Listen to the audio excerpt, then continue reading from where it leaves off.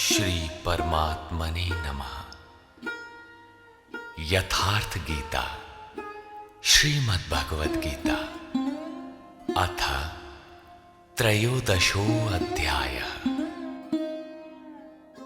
गीता के आरंभ में ही धृतराष्ट्र का प्रश्न था कि संजय, धर्म क्षेत्र में तथा कुरुक्षेत्र में युद्ध की इच्छा से एकत्र हुए मेरे और पांडु पुत्रों ने क्या किया? अभी तक ये नहीं बताया गया कि वो क्षेत्र है कहां, किंतु जिन महापुरुष ने जिस क्षेत्र में युद्ध बताया, स्वयं ही उस क्षेत्र का प्रस्तुत अध्याय में निर्णय देते हैं कि वो क्षेत्र वस्तुतः है कहां। श्री भगवान वाच।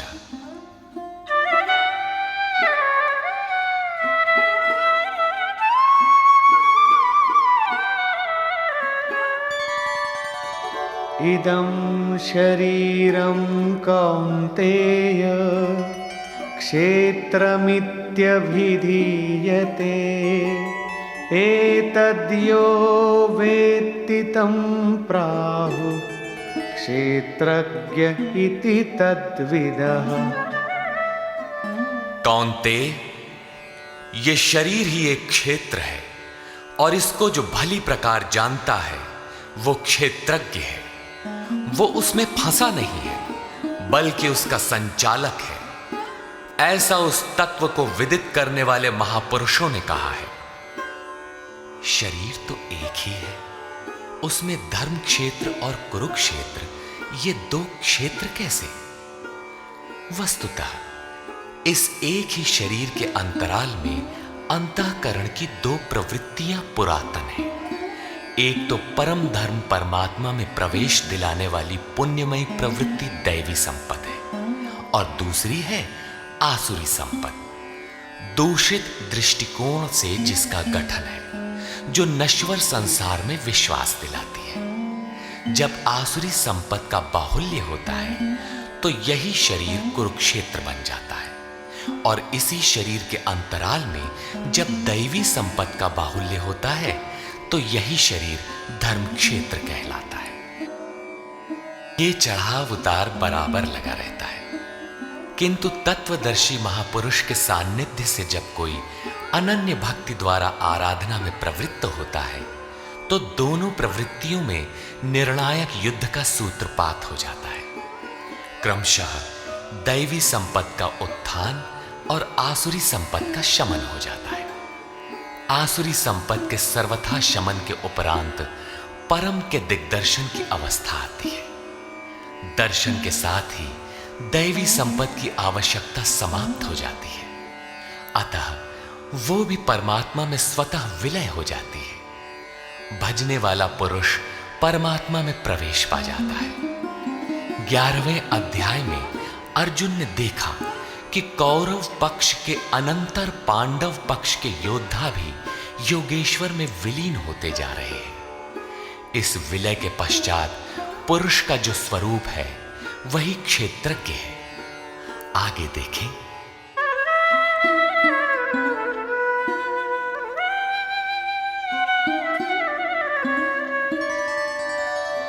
क्षेत्रज्ञं चापि मां विद्धि सर्वक्षेत्रेषु भारत। क्षेत्रक्षेत्रज्ञयोर्ज्ञानं यत्तज्ज्ञानं मतं मम। हे अर्जुन, तू सब क्षेत्रों में क्षेत्रज्ञ मुझे ही जान, अर्थात मैं भी क्षेत्रज्ञ हूं। जो इस क्षेत्र को जानता है वो क्षेत्रज्ञ है, ऐसा उसे साक्षात जानने वाले महापुरुष कहते हैं। और श्री कृष्ण कहते हैं कि मैं भी क्षेत्रज्ञ हूं, अर्थात श्री कृष्ण भी एक ही योगेश्वर ही थे। क्षेत्र और क्षेत्रज्ञ अर्थात विकार सहित प्रकृति और पुरुष को तत्व से जानना ही ज्ञान है, ऐसा मेरा मत है। अर्थात साक्षात्कार सहित इनकी जानकारी का नाम ज्ञान है। कोरी बहस का नाम ज्ञान नहीं है।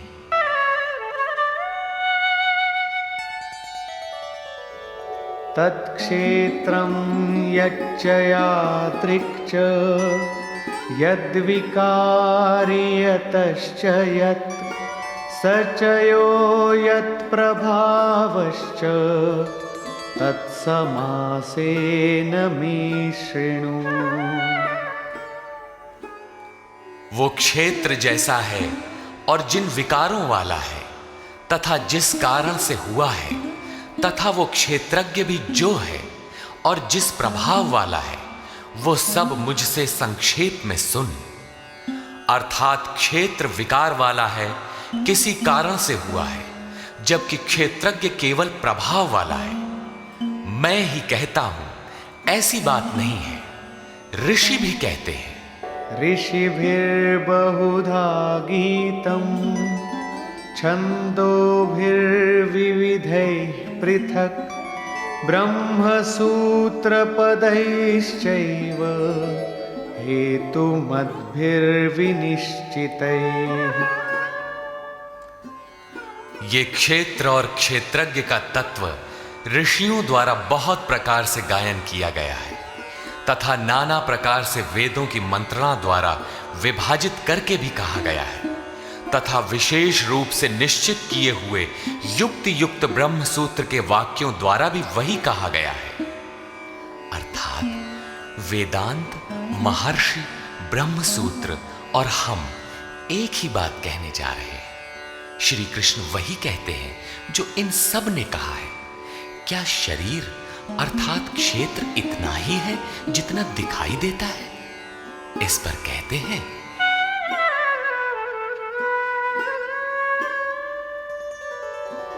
महाभूतान्यहंकारो बुद्धिरव्यक्तमेव च इन्द्रियाणि दशैकञ्च पंचचेन्द्रियगोचराः। अर्जुन, पंच महाभूत अर्थात क्षिति, जल, पावक, गगन, समीर, अहंकार, बुद्धि और चित्त। चित्त का नाम न लेकर उसे अव्यक्त परा प्रकृति कहा गया, अर्थात मूल प्रकृति पर प्रकाश डाला गया है, जिसमें परा प्रकृति भी सम्मिलित है।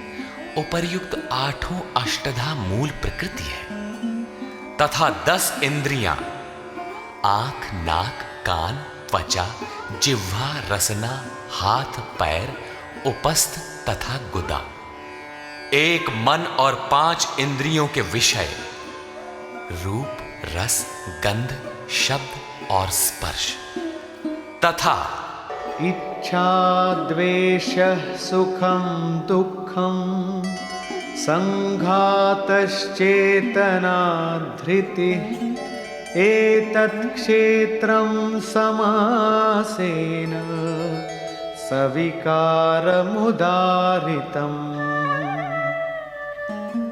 इच्छा, द्वेष, सुख दुख और सबका समूह स्थूल देह का ये पिंड, चेतना और धैर्य, इस प्रकार ये क्षेत्र विकारों सहित संक्षेप से कहा गया।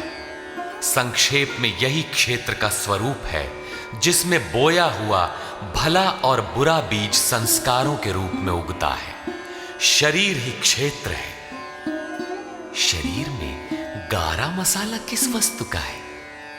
तो यही 5 तत्व, 10 इंद्रियां, एक मन इत्यादि जैसा लक्षण ऊपर गिनाया गया है। इन सब का सामूहिक संघात पिंड शरीर है।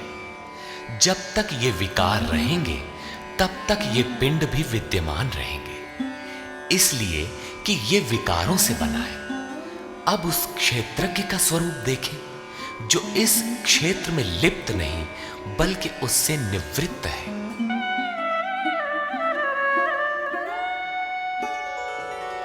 अमानित्वमदम्भित्वम् अहिंसा क्षान्तिरार्जवम् आचार्योपासनं शौचं स्थैर्यमात्मविनिग्रहः। हे अर्जुन, मान अपमान का अभाव, दंभाचरण का अभाव अहिंसा अर्थात अपनी तथा अन्य किसी की आत्मा को कष्ट न देना अहिंसा है। अहिंसा का अर्थ केवल इतना ही नहीं है कि चींटी मत मारो। श्री कृष्ण ने कहा कि अपनी आत्मा को अधोगति में न पहुंचाओ, उसको अधोगति में पहुंचाना हिंसा है और उसका उत्थान ही शुद्ध अहिंसा है। ऐसा पुरुष अन्य आत्माओं के उत्थान हेतु भी उन्मुख रहता है। हां, इसका आरंभ किसी को ठेस न पहुंचाने से होता है। ये उसी का एक अंग प्रत्यंग है। अतः अहिंसा, क्षमा भाव, मन वाणी की सरलता, आचार्योपासना अर्थात श्रद्धा भक्ति सहित सद्गुरु की सेवा और उनकी उपासना, पवित्रता, अंतःकरण की स्थिरता, मन और इंद्रियों सहित शरीर का निग्रह और इन्द्रियार्थेषु वैराग्यम् अनहंकार एव च जन्म मृत्यु जरा व्याधि दुख दोषानुदर्शनम्।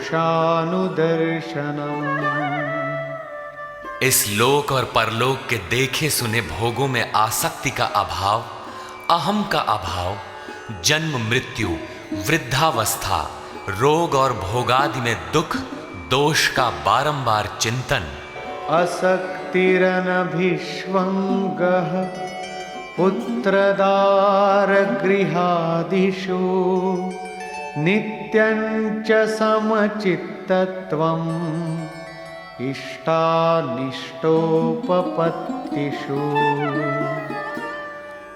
पुत्र, स्त्री, धन और गृहादि में आसक्ति का अभाव, प्रिय तथा अप्रिय की प्राप्ति में चित्त का सदैव सम रहना,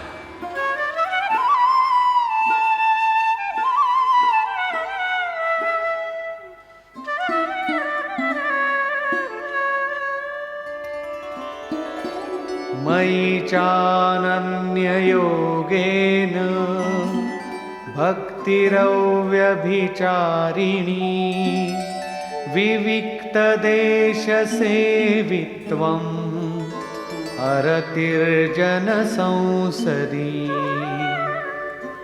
मुझ में अनन्य योग से, श्री कृष्ण एक योगी थे अर्थात ऐसे किसी महापुरुष में अनन्य योग अर्थात योग के अतिरिक्त अन्य कुछ भी स्मरण न करते हुए अव्यभिचारिणी भक्ति अर्थात इष्ट के अतिरिक्त किसी चिंतन का न आना, एकांत स्थान का सेवन, मनुष्यों के समूह में रहने की आसक्ति का न होना तथा अध्यात्मज्ञान नित्यत्वम् तत्त्वज्ञानार्थदर्शनम् एतज्ज्ञानमिति प्रोक्तम् अज्ञानं यदतोऽन्यथा।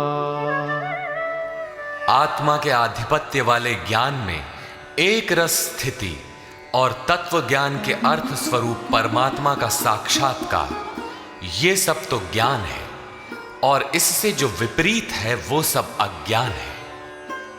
ऐसा कहा गया है। उस परम तत्व परमात्मा के साक्षात्कार के साथ मिलने वाली जानकारी का नाम ज्ञान है। अध्याय 4 में उन्होंने कहा कि यज्ञ की पूर्ति में यज्ञ जिसे शेष छोड़ता है उस ज्ञानामृत का पान करने वाला सनातन ब्रह्म में प्रवेश पा जाता है। अतः ब्रह्म के साक्षात्कार के साथ मिलने वाली जानकारी ज्ञान है। यहां भी वही कहते हैं कि तत्व स्वरूप परमात्मा के साक्षात्कार का नाम ज्ञान है। इसके विपरीत सब अज्ञान है। अमानित्व इत्यादि उपर्युक्त लक्षण इस ज्ञान के पूरक हैं। ये प्रश्न पूरा हुआ।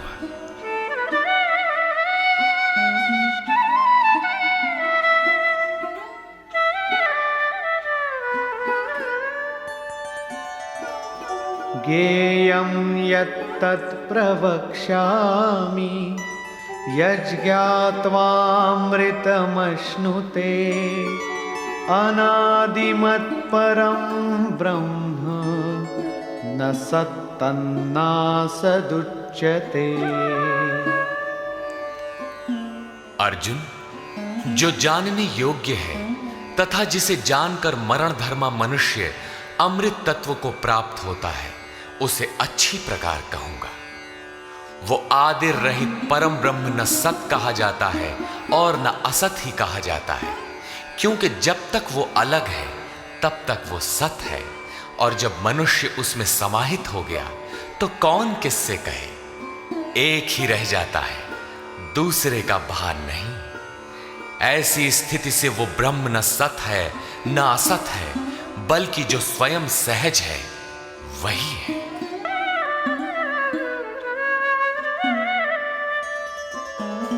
सर्वतः पाणिपादं तत् सर्वतोक्षिशिरोमुखं सर्वतः श्रुतिमल्लोके सर्वमावृत्य तिष्ठति।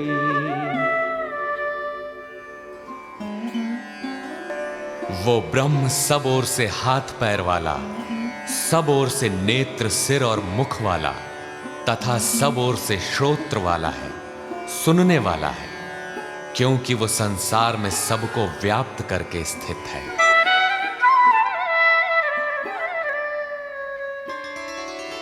सर्वेन्द्रियगुणाभासं सर्वेन्द्रियविवर्जितम् असक्तं सर्वभृच्चैव निर्गुणं गुणभोक्तृ च।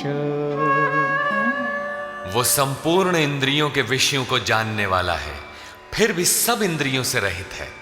वो आसक्ति रहित गुणों से अतीत होने पर भी सबको धारण और पोषण करने वाला और सभी गुणों को भोगने वाला है, अर्थात एक एक करके सभी गुणों को अपने में लय कर लेता है। जैसा श्री कृष्ण कह आए हैं कि यज्ञ और तपों को भोगने वाला मैं हूं, अंत में संपूर्ण गुण मुझ में विलय हो जाते हैं।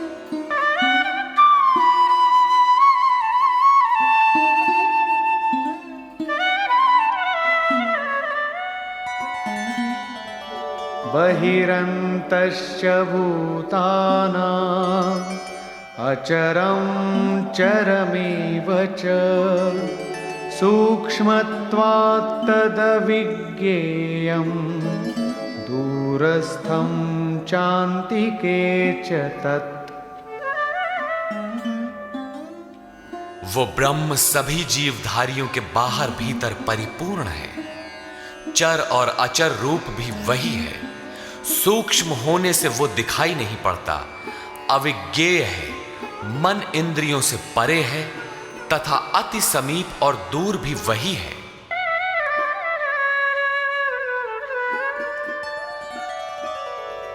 अविभक्तं च भूतेषु विभक्तमिव च स्थितं भूतभर्तृ च तज्ज्ञेयं ग्रसिष्णु प्रभविष्णु च। अविभाज्य होकर भी वो संपूर्ण चराचर भूतों में अलग अलग के सदृश प्रतीत होता है। वो जानने योग्य परमात्मा समस्त भूतों को उत्पन्न करने वाला, भरण और पोषण करने वाला और अंत में संहार करने वाला है। यहां बाह्य और आंतरिक दोनों भावों की ओर संकेत किया गया है। जैसे बाहर जन्म और भीतर जागृति, बाहर पालन और भीतर योग क्षेम का निर्वाह, बाहर शरीर का परिवर्तन और भीतर सर्वस्व का विलय, अर्थात भूतों की उत्पत्ति के कारणों का लय और उस लय के साथ ही अपने स्वरूप को प्राप्त हो जाता है। ये सब उसी ब्रह्म के लक्षण है। ज्योतिषामपि तज्ज्योतिः तमसः परमुच्यते ज्ञानं ज्ञेयं ज्ञानगम्यं हृदि सर्वस्य विष्ठितम्। वो ज्ञेय ब्रह्म ज्योतियों का भी ज्योति है, तम से अति परे कहा जाता है। वो पूर्ण ज्ञान स्वरूप है, पूर्ण ज्ञाता है, जानने योग्य है और ज्ञान द्वारा ही प्राप्त होने वाला है।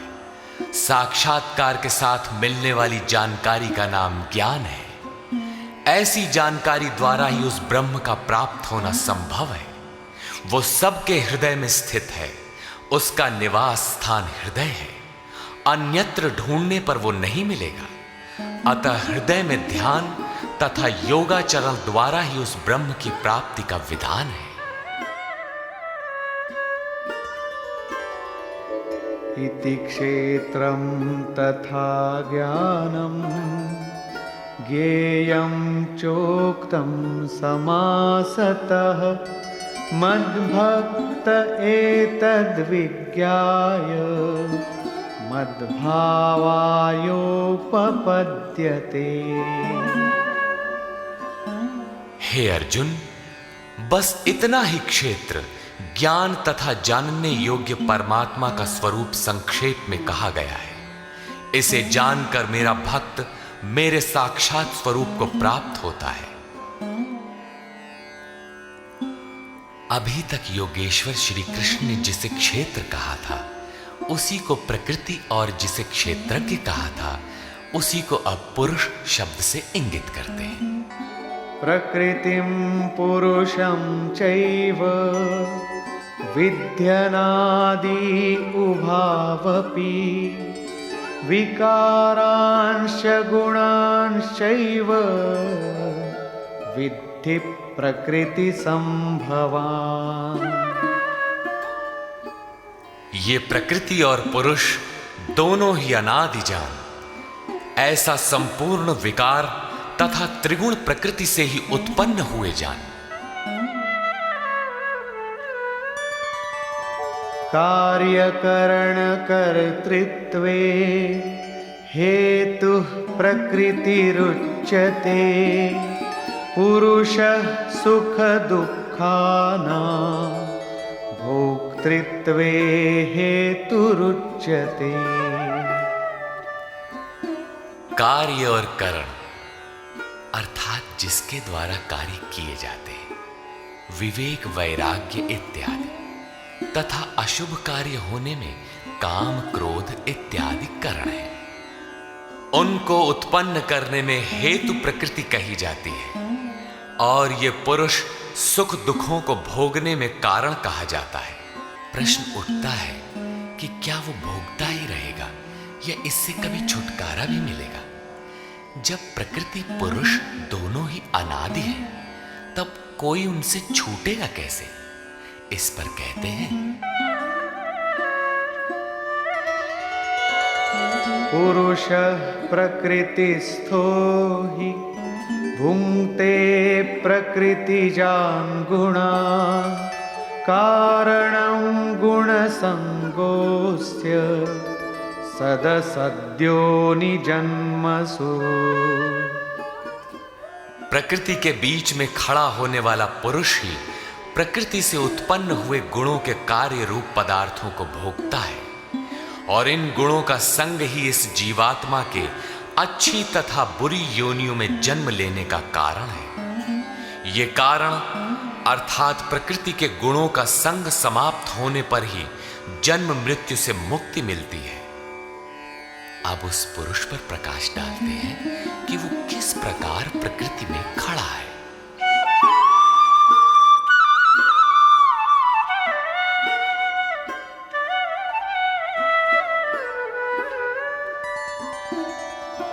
उपद्रष्टानुमन्ता च भर्ता भोक्ता महेश्वरः परमात्मेति चाप्युक्तो देहेऽस्मिन् पुरुषः परः। वो पुरुष उपद्रष्टा, हृदय देश में बहुत ही समीप, हाथ पांव मन जितना आपके समीप है, उससे भी अधिक समीप दृष्टा के रूप में स्थित है। उसके प्रकाश में आप भला करें बुरा करें, उसे कोई प्रयोजन नहीं है। वो साक्षी के रूप में खड़ा है। साधना का सही क्रम पकड़ में आने पर पथिक कुछ ऊपर उठा, उसकी ओर बढ़ा तो दृष्टा पुरुष का क्रम बदल जाता है। वो अनुमंता अनुमति प्रदान करने लगता है, अनुभव देने लगता है। साधना द्वारा और समीप पहुंचने पर वही पुरुष भर्ता बनकर भरण पोषण करने लगता है, जिसमें आपके योगक्षेम की भी व्यवस्था कर देता है।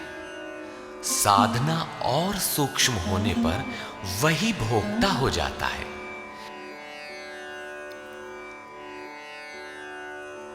भोक्तारम यज्ञ तपसाम, यज्ञ तप जो कुछ भी बन पड़ता है सबको वो पुरुष ग्रहण करता है, और जब ग्रहण कर लेता है उसके बाद वाली अवस्था में महेश्वर महान ईश्वर के रूप में परिणत हो जाता है। वो प्रकृति का स्वामी बन जाता है, किंतु अभी कहीं प्रकृति जीवित है तभी उसका मालिक है। इससे भी उन्नत अवस्था में वही पुरुष परमात्मेति चापयुक्तो, जब परम से संयुक्त हो जाता है तब परमात्मा कहलाता है। इस प्रकार शरीर में रहते हुए भी ये पुरुष अर्थात आत्मा परह ही है, सर्वथा इस प्रकृति से परे ही है। अंतर इतना ही है कि आरंभ में ये दृष्टा के रूप में था, क्रमशः उत्थान होते होते परम का स्पर्श कर परमात्मा के रूप में परिणत हो जाता है।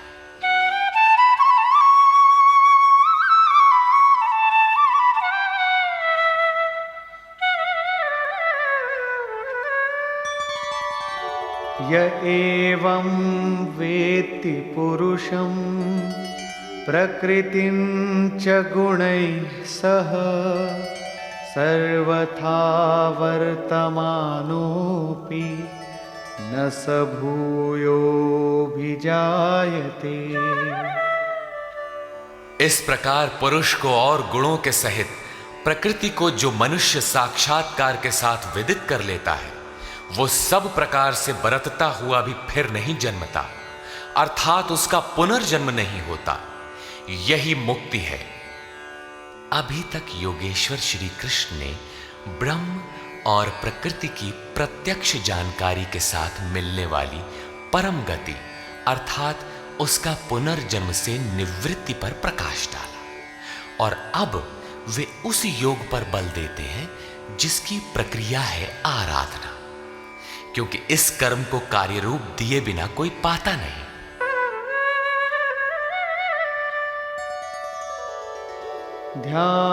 ध्यानेनात्मनि पश्यन्ति केचिदात्मानमात्मना अन्ये सांख्येन योगेन कर्मयोगेन चापरे। हे अर्जुन, उस आत्मानम परमात्मा को कितने ही मनुष्य तो आत्मना अपने अंतर चिंतन से ध्यान के द्वारा आत्मनि हृदय देश में देखते हैं, कितने ही सांख्य योग के द्वारा अर्थात अपनी शक्ति को समझते हुए उसी कर्म में प्रवृत्त होते हैं, और अन्य बहुत से उसे निष्काम कर्म योग द्वारा देखते हैं, समर्पण के साथ उसी नियत कर्म में प्रवृत्त होते हैं। प्रस्तुत श्लोक में मुख्य साधन है ध्यान। उस ध्यान में प्रवृत्त होने के लिए सांख्य योग और निष्काम कर्म योग दो धाराएं हैं।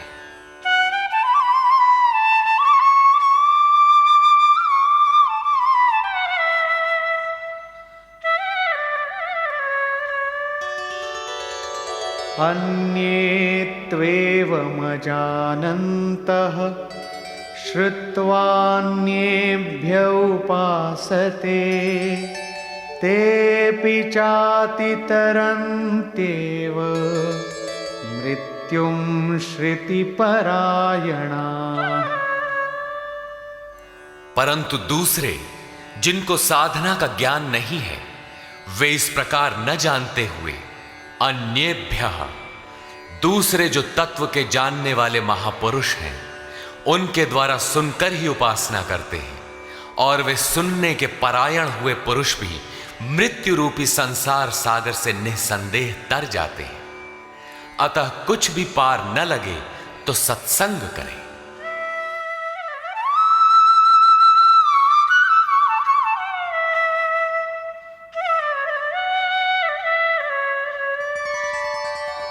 यावत् संजायते किंचित सत्वं स्थावरजंगमम् क्षेत्रक्षेत्रज्ञसंयोगात् तद्विद्धि भरतर्षभ। हे अर्जुन, यावन मात्र जो कुछ भी स्थावर जंगम वस्तुएं उत्पन्न होती हैं, उन संपूर्ण को तू क्षेत्र और क्षेत्रज्ञ के संयोग से ही उत्पन्न हुई जान। प्राप्ति कब होती है, इस पर कहते हैं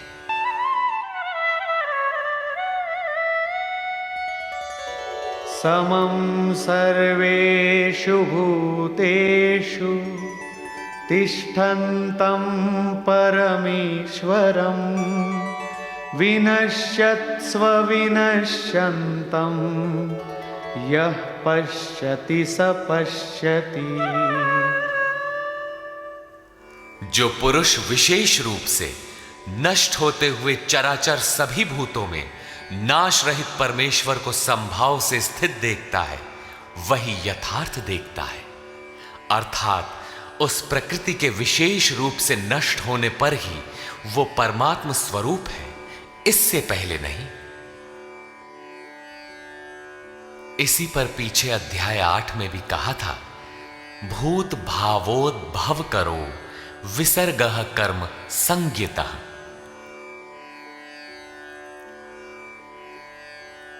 भूतों के वे भाव जो भले अथवा बुरे कुछ भी संस्कार संरचना करते हैं, उनका मिट जाना ही कर्मों की पराकाष्ठा है। उस समय कर्म पूर्ण है। वही यहां भी कहते हैं कि जो चराचर भूतों को नष्ट होते हुए और परमेश्वर को समभाव से स्थित देखता है, वही सही देखता है।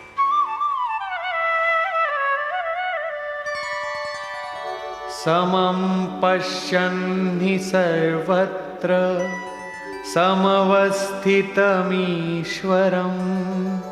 न हि नस्त्यात्मनात्मानं ततो याति परां गतिम्। क्योंकि वो पुरुष सर्वत्र समभाव से स्थित परमेश्वर को समान अर्थात जैसा है वैसा ही समान देखता हुआ अपने द्वारा स्वयं को नष्ट नहीं करता, क्योंकि जैसा था वैसा उसने देखा, इसलिए वो परम गति को प्राप्त होता है। प्राप्ति वाले पुरुष के लक्षण बताते हैं।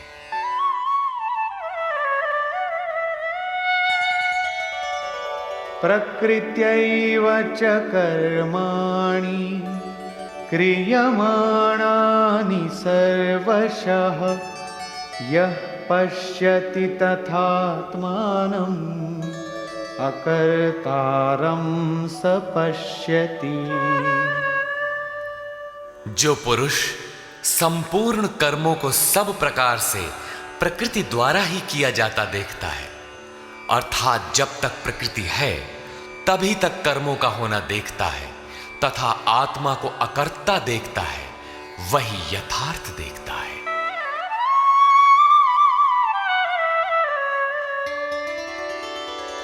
यदा भूत पृथग् भावम् एकस्थमनुपश्यति तत एव च विस्तारम् ब्रह्म संपद्यते तदा। जिस काल में मनुष्य भूतों के न्यारे न्यारे भावों में एक परमात्मा को प्रवाहित स्थित देखता है तथा उस परमात्मा से ही संपूर्ण भूतों का विस्तार देखता है, उस समय वो ब्रह्म को प्राप्त होता है। जिस क्षण यह अवस्था आ गई, उसी क्षण वो ब्रह्म को प्राप्त होता है। ये लक्षण भी स्थित प्रज्ञ महापुरुष का ही है।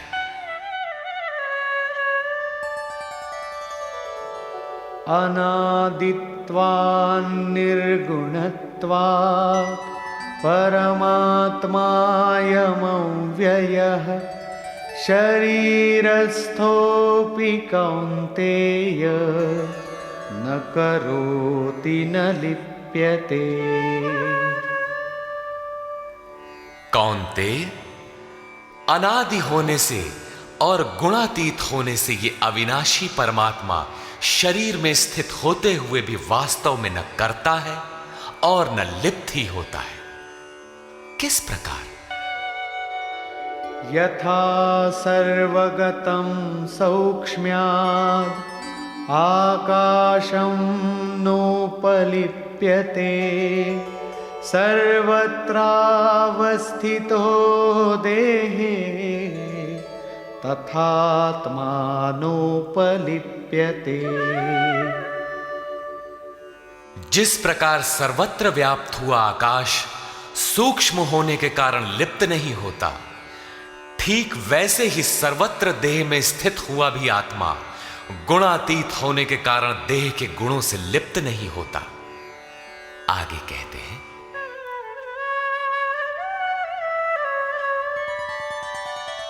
यथा प्रकाशयत्येकः कृत्स्नं लोकमिमं रविः क्षेत्रं क्षेत्री तथा कृत्स्नं प्रकाशयति भारत। अर्जुन, जिस प्रकार एक ही सूर्य संपूर्ण ब्रह्मांड को प्रकाशित करता है, उसी प्रकार एक ही आत्मा संपूर्ण क्षेत्र को प्रकाशित करता है। अंत में निर्णय देते हैं, क्षेत्र क्षेत्रज्ञयोरेवम् अंतरं ज्ञान चक्षुषा भूत प्रकृति मोक्षं च ये विदुर्यान्ति ते परम्।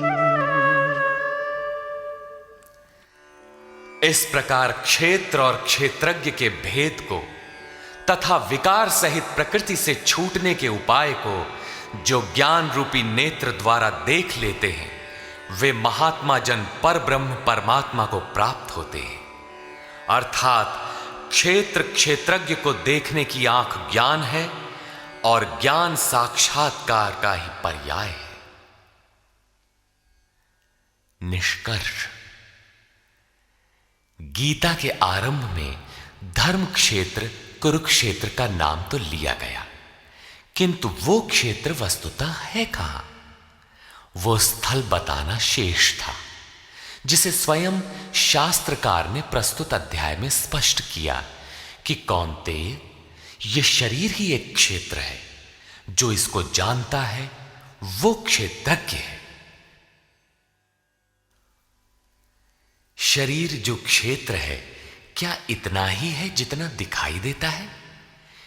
इसके होने के पीछे जिनका बहुत बड़ा हाथ है, उन्हें गिनाते हुए बताया कि अष्टधा मूल प्रकृति, अव्यक्त प्रकृति, 10 इंद्रियां और मन, इंद्रियों के 5 विषय, आशा, तृष्णा और वासना, इस प्रकार इन विकारों का सामूहिक मिश्रण ये शरीर है। जब तक ये रहेंगे तब तक शरीर किसी न किसी रूप में रहेगा ही। यही क्षेत्र है जिसमें बोया भला बुरा बीज संस्कार रूप से उगता है। जो इसका पार पा लेता है वो क्षेत्रज्ञ है। क्षेत्रज्ञ का स्वरूप बताते हुए उन्होंने ईश्वरीय गुण धर्मों पर प्रकाश डाला और कहा कि क्षेत्रज्ञ इस क्षेत्र का प्रकाशक है। अतः ओम तत्सदिति श्रीमद्भगवद गीता सूपनिषत्सु ब्रह्म विद्यायाम योग शास्त्रे श्री कृष्णार्जुन संवादे क्षेत्र क्षेत्रज्ञ विभाग योगो नाम त्रयोदशोऽध्यायः। इस प्रकार स्वामी अड़गड़ानंद कृत श्रीमद् भगवद गीता के भाष्य यथार्थ गीता का 13वां अध्याय पूर्ण होता है। हरि ओम तत्सत।